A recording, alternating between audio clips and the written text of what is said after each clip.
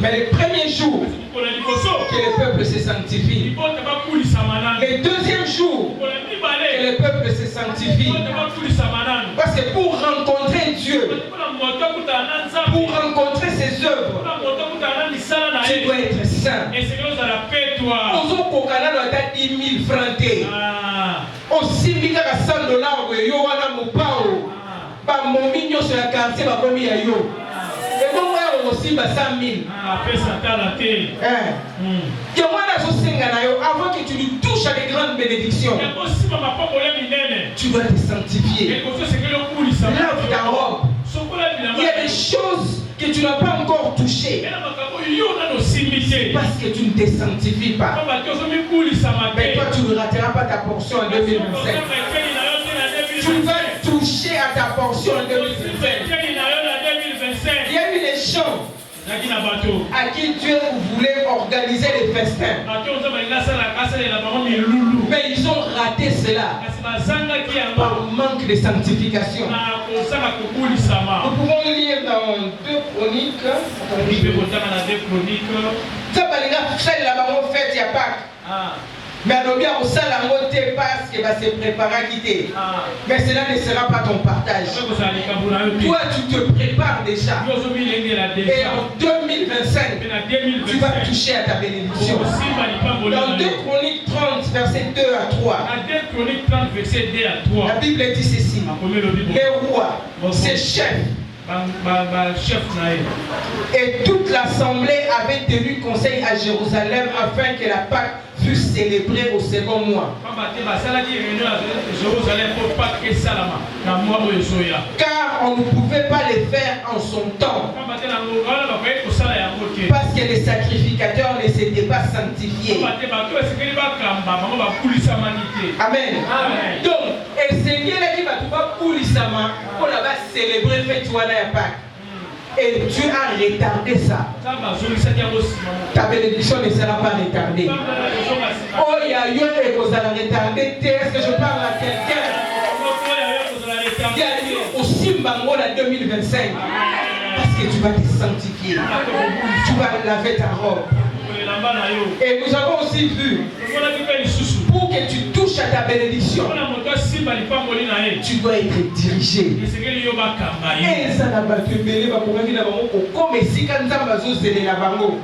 Tu pouvais déjà arriver depuis longtemps. Mais Mato il bouchait. Mato yozo yokanzambe te. Et nous avons vu au premier culte. Sono yokanzambe. Amen. Et Seigneur, il a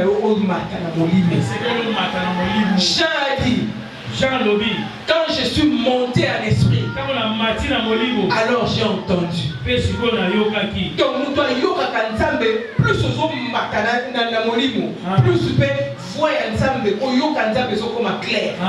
Yo mato il a kelele. Bourdonnement. Pourquoi? Esprit dimi, comme disent les Quinois. Esprit dimi de Bakina. Alors sépare-toi avec tous ces obstacles qui t'empêchent à écouter Dieu. Tika molelo, tika mola 2024, tika mola dimanche chalelo et avance yo kanzambi. Amen. Tika lo Bouddha, tika muyibi. Amen. Tika biloka mikemi ki wale zo zongi so la sima. Amen. Amen. Tika lo Bouddha, tika muyibi wota la ebi bisote. Amen. Amen.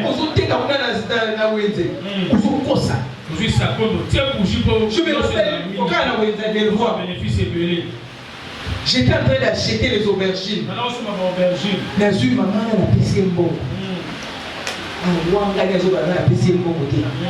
Et j'étais avec un petit, parce que quand j'ai acheté les histoires, et puis j'ai demandé à un petit à me mélanger un sac à qui était la voiture. Les petits étaient en train même de témoigner. Eh, bah, pécio mbongo, maman. Bah, on peut se garder, on peut se garder.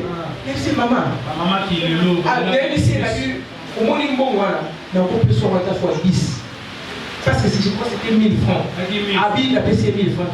Et c'est maman, on peut se voir aubergine, on va attendre 10 000 francs. Mais on peut s'en aider. On peut se garder, on peut se garder. Je lui ai dit, ok, donc on a payé 50 000. Tika na mbongo, voilà, on soit pas aubergine, à cause de 1000 francs. Nous doit se cause. Amen. Ça ne sera pas ton partage. Et ça, ils ont kangayo. Ils ont kangayo pour la combattre à la molimoté.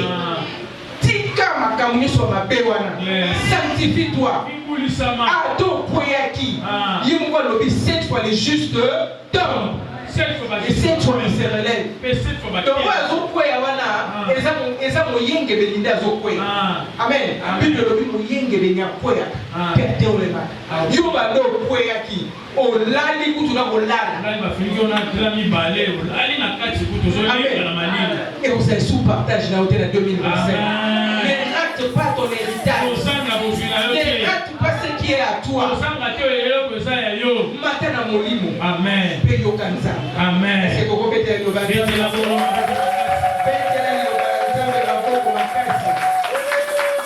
deuxième culte. Nous allons continuer avec les deux autres préalables pour vivre vraiment la bénédiction et la visitation en 2025. Troisième chose, sois déterminé à être sérieux dans le service. Zala sérieux dans Musala ya Nzambe. Qu'est-ce que je dis? Troisième chose. Zala sérieux na musala. La deuxième culte, je viens de dire.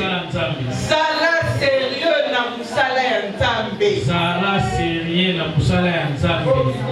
Zala sérieux na musala yo. Je viens de dire ce matin, sois sérieux dans l'œuvre de Dieu. Parce que ta manière de servir déterminera tes bénédictions en 2025. Si tu es léger dans le service, ta bénédiction aussi sera légère. Mais si vous êtes dans le service avec Dieu, dans le service pour Dieu, c'est que tu toucheras aussi vous allez relève. Amen. Amen. Est-ce que je me fais comprendre? Il dit Exode 23, 25 à 26. Exode 23, 25. Tu serviras l'Éternel. Il éloignera la maladie du milieu de toi. Amen. Amen. Sois sérieux dans le service pour Dieu. Serve Dieu avec abnégation. Nous avons lu ici la lecture avec le pasteur Pierrot. Dans Psaume 100, verset 2, il dit servez l'Éternel avec joie.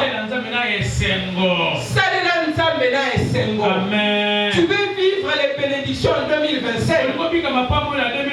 Sois sérieux dans les services. Est-ce que tu les sers avec joie ou tu les sers avec murmure? Tu les sais, regarde ta manière de servir. Regarde même ce matin quand nous sommes venus. Les nombres qu'il y avait même à l'intercession prouvent combien nous sommes négligents dans l'œuvre de Dieu. Nous voulons être une église puissante. Nous voulons avoir la prophétie de Dieu s'accomplir de 3000 membres. Mais changeons notre manière de servir. Trop d'excuses dans les services. Tous nous avons des raisons de ne pas servir. Tous les évangélistes il a aussi des bonnes raisons mais nous servons Dieu en dépit de nos obstacles, en dépit de tout ce qui est obstacle qui peut nous empêcher. Mais nous cherchons à servir Dieu avec joie et avec abnégation.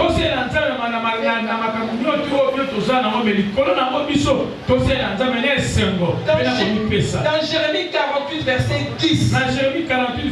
10, il dit maudit soit celui qui fait l'œuvre de Dieu avec négligence.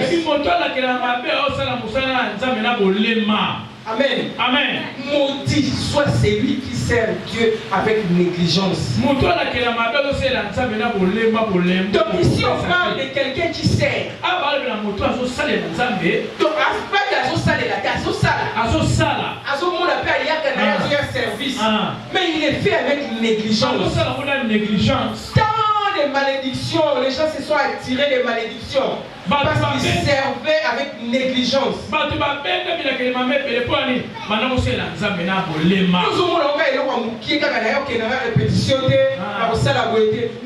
négligence, nous avons mis la malédiction. Amen. Tu le fais avec négligence. Tu le fais sans comme si tu n'as les comptes à rendre à personne. Mais sache qu'il y a quelqu'un à qui nous allons tous rendre compte un jour. Donc tu vas rendre compte à Dieu de ce que tu as fait avec son service. Et ta négligence, on doit affecter, mais on doit l'accent, tu n'es même pas un exemple pour les petits enfants. Tu n'es même pas un exemple pour eux. Regarde comment ils sont là déjà dès le matin. Ils servent depuis le premier culte. Ils sont debout. Mais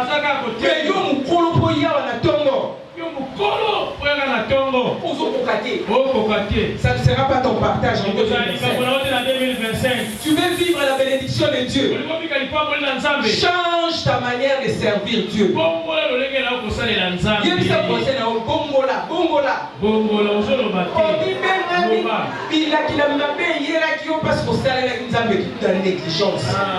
Amen.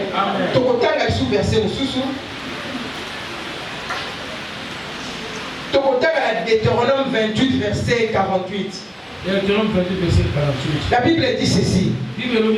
Tu serviras au milieu de la faim, de la soif, de la nudité et de la disette et de toutes ces choses. Tes ennemis que l'Éternel enverra contre toi. Il mettra les jougs sur toi jusqu'à ce que tu sois détruit. Amen. Amen. Donc les gens servir. Servir na kati ya nzala. Servir na kobanga na kosanga bilamba. Pourquoi? Parce qu'azosalela nzambe na négligence. Il dit pour n'avoir pas servi l'Éternel avec joie. Donc la salela nzambe na esengo, yo zosala na murmure. Ayaka na bakote. Kanga de na sala. Kanga monga na sala. Donc murmure wana zosala wana. Na place yememela o bénédiction. C'est là ta porte nzala. Ya wana zomona. On comprend le temps on servir, c'est Joseph. On doit servir. Mais nous allons les oya. Amen. Pour n'avoir pas servi l'Éternel ton Dieu. La Deutéronome 28, verset 47. Pour n'avoir pas au milieu de l'abondance de toutes ces choses, servi ton Dieu avec joie et de bon cœur. Amen. Donc, si vous savez que nous avons des sengotés, nous avons des conséquences. Il y a des conséquences. Puis le lobby pour servir Nanzala. Na soif. Na nudité. Et au servir peut être ennemi. Service na koyimayima. Ozosala des sengoté. Ozomona lo beta bozela ala la te ayoka. Yemse kolala te. Pasela nzambe ndenge nini? Na esengo na mutema malamu. Amen. Quand tu sers Dieu, sers avec amour. Ozosala na esengo. Ozosala na murmure te. C'est mieux otika. Amen. C'est mieux tika na oke osala na murmure. Ngai vraiment protocole à mon mutayate. Car ngai tu ngana yete. Pour la bangote. Tika bango la négligence na bango. Puis ba iba ko sort na bango ko sala. Pourquoi? Sers avec joie et avec un bon cœur.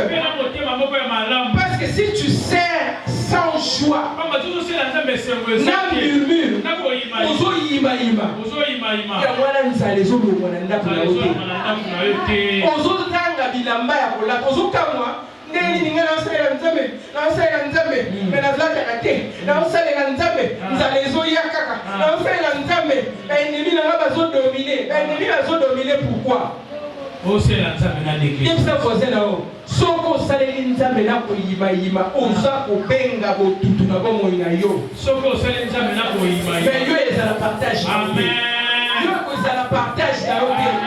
Tu vas servir avec amour. Tu vas servir avec joie. Il y a des bénéfices qui sont cachés à le cerveau. Et si la vie est calme, tout est calme. Mais je ne murmure pas. Je le fais avec joie. Parce que Dieu protège mes enfants. Quand moi je suis dans sa maison, moi je suis dans son champ, il sera dans ma maison. Amen. Tu peux être avec tes enfants comme ça. Tu vois combien mes enfants échappent. Atos bateli bango ndenge nini ato kangi bango ndenge nini soki loboko ya nzambe sate bana koéchappe te. Amen. Ato lokondo ngana osala nzambe te na bana na batela ngabana. Tu peux être là et moi pas soki makasi. Il n'y a que Dieu qui protège. Alors sers Dieu avec abnégation. Une fois, mon mari et moi, nous avons acheté une table en vitre. Et mon enfant, je prends le deuxième. J'étais présent. Mon mari était assis au salon. Il s'est mis au Fandi. Mais moi, la Zoki Awa. Misou na yeke kaka etuti na table, on va table wana ezalaka songe boye ba table en vitre. Moi na zoki awa. Donc esika yeke soki kaka ekotaki na lisu, ben lisu mwana etobokaki. Amen. Donc nani awa batelaki lisu wana ezalaka na point boye. Nzambe. Donc okoki kozala wana, mais moi na zoki. Amen. Mais tout le monde compte ici la Nzambe. Vous avez écouté les témoignages de Maman Elika. Azo servir Nzambe awa. Nzambe so battre la mona na yekuna na musika. Amen. Konta na musala ya Nzambe. Amen. Travaille avec joie. Sala na esembo so yemba na yawe na bibele yawe sanzolama konanda mutute. J'ai dit ici au premier culte, la bénédiction est individuelle. Dieu ne bénit pas en groupe. Laisse-moi te dire comme les Ivoiriens. Dieu ne bénit pas en groupe.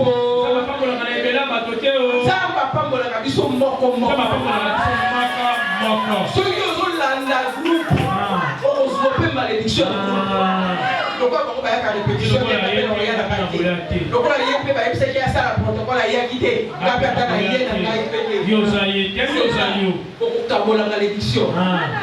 Militaire Rolanda yo. Kozanga biloko kolia Rolanda yo. Et vous kozanga mususu zozowaneza parce que tu as servi avec négligence. Quand on va voir wazo pambola yo, wazo pambola mafuta. Mais tant que tu ne sers pas avec joie,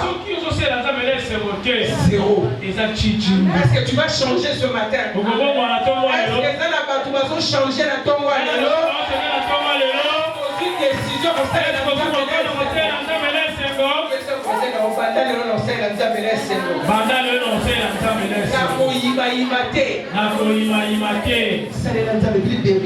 Pour n'avoir pas servi avec joie et avec un cœur, un bon cœur.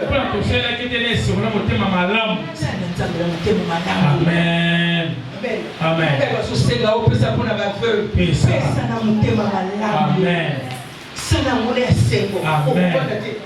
Donc ça nous voyait, on a fait ça, on a dit que on va ici à bout, on a dit que on va nous foutre à $450, on a dit que maintenant, oh, il est mort.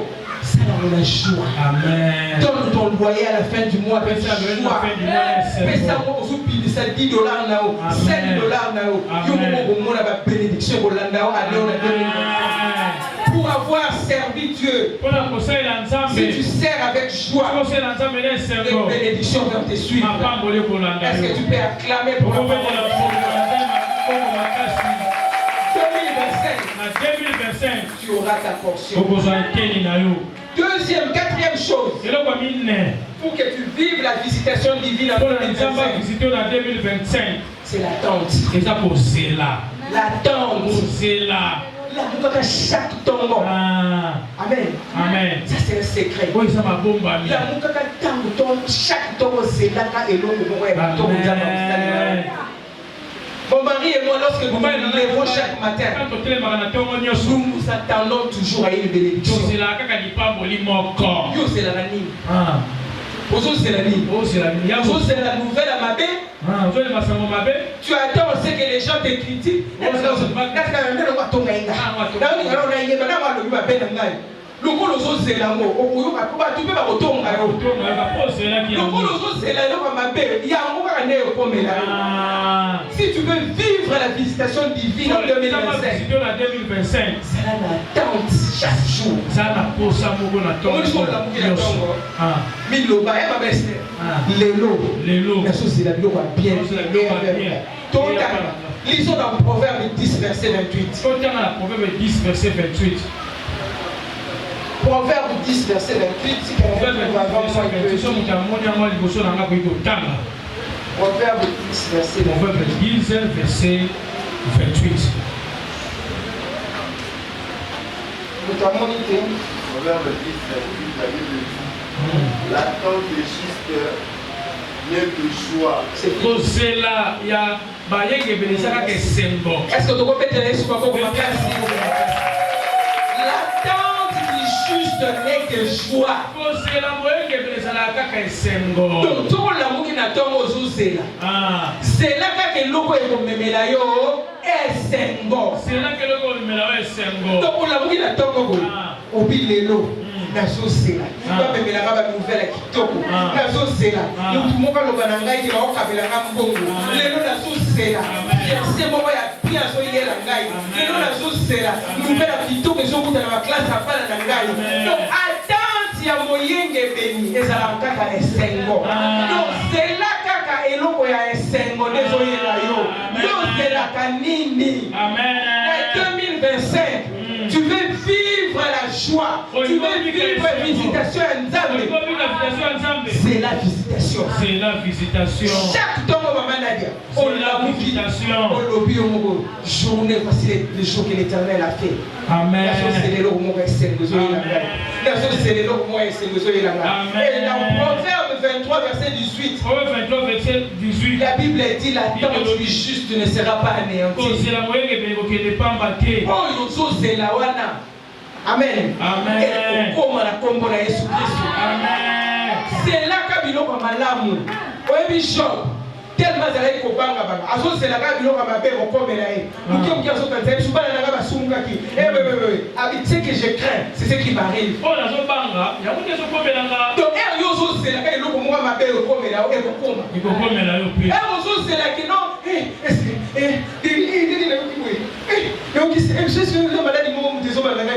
que vous avez donc, Yoso c'est la cara ya mabe wana nde okoma. Mais mon yenge beni asela ka ke loko ya sengo. Yo mon yenge beni c'est la ka nouvelle moko ya joie de koyela ngai. Est-ce qu'il y a des gens qui vont augmenter l'attente de la visitation divine? Est-ce que la bateau va combattre ça cause la visitation? Est-ce que on a déjà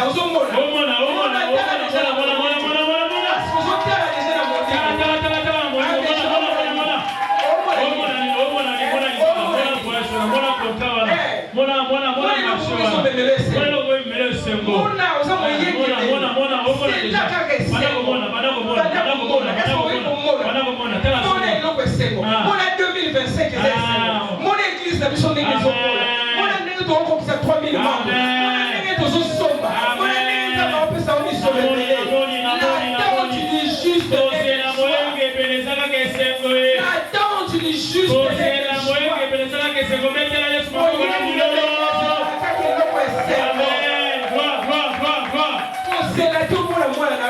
Amen. Tout le monde avait annoncé une nouvelle à ma paix. Ce qui est qualifié pour moi, il a moutou là, on pengala. komemela C'est le kitoko.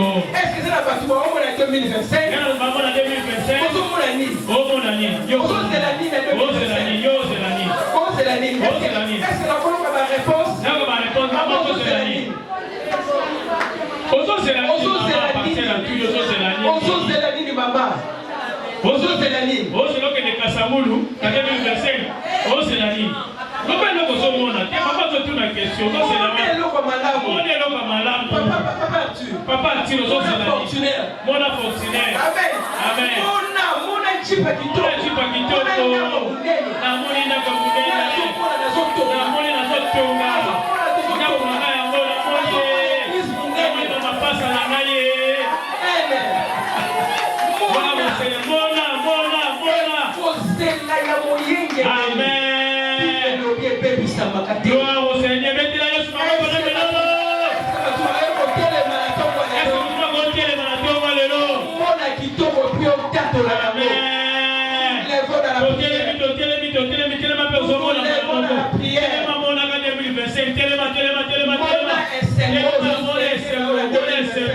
Ça là, la tente, il y a qui te reste pour prier.